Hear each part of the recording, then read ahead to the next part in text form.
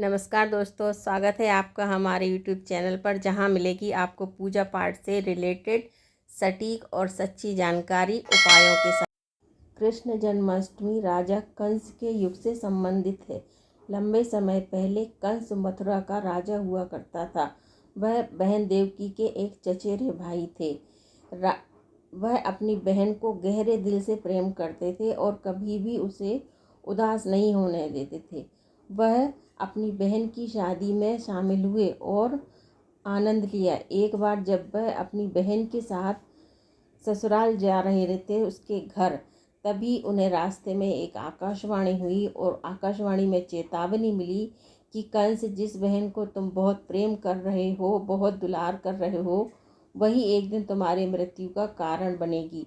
देवकी और वसुदेव का 8वां पुत्र ही तुम्हारी मृत्यु का कारण बनेगा। ऐसी चेतावनी सुनकर कंस ने अपने सैनिकों को आदेश दिया और बहन देवकी और उसके पति को कारागार में डाल दिया और मथुरा के सभी लोगों के साथ उसने बहुत से अत्याचार करना शुरू कर दिए और घोषणा कर दी कि मैं अपनी बहन देवकी के सभी बच्चों की हत्याएं कर दूंगा।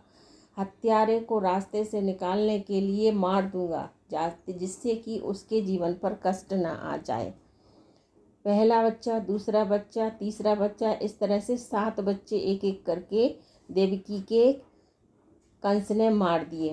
अर्थात 8वीं बार जब देवकी गर्भवती हुई, अर्थात कृष्ण जी उनके विष्णु स्वरूप में गर्भ में आए, तो द्वापर युग में मध्य रात्रि में श्रावण के महीने में अष्टमी तिथि के दिन उन्होंने जन्म लिया।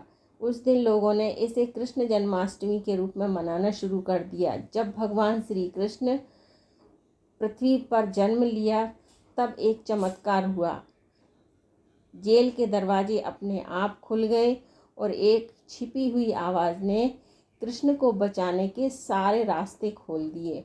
इस तरह वासुदेव ने कृष्ण को छोटी सी टोकरी में रखा और अपने सर पर रखकर अंधेरे में एक बड़ी नदी पार करके, यमुना नदी जिसे कहते हैं, गोकुल के लिए प्रस्थान किया और नंद बाबा के घर जाकर रात्रि में ही उनको वहाँ छोड़ दिया। रास्ते में शेष रूप में शेषनाग ने उनकी सहायता की। यशोदा और नंद बाबा के यहाँ लड़की का जन्म हुआ था, तो गोकुल से लड़की को लेकर वो जेल में आ गए और इस तरह से कृष्ण को गोकुल में छोड़ दिया।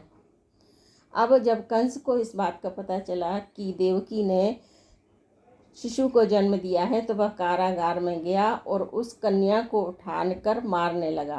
पहले तो उसे आश्चर्य हुआ कि कन्या का जन्म कैसे हुआ। जैसे ही उसने उसको उठाकर जमीन पर पटकना चाहा, उसके हाथों से छूटकर वह आकाश मार्ग में चली गई और आकाशवाणी हुई कि हे कंस, तुझे मारने वाला तो जन्म ले चुका है। हिंदू पौराणिक कथाओं के अनुसार भगवान कृष्ण भगवान विष्णु के 8वें अवतार थे। यशोदा और नंद के हाथों में गोकुल में बाल कृष्ण धीरे धीरे बड़े हो रहे थे। में उन्होंने बड़े होकर कंस की सारी क्रूरताओं को समाप्त कर दिया और अपने माता पिता को जेल से मुक्त कर दिया। कृष्ण की शरारती लीलाओं से गोकुलवासी बहुत ही प्रसन्न और आनंदित थे। गोकुल में रहने वाले लोग इसे गोपाष्टमी के रूप में मनाते हैं।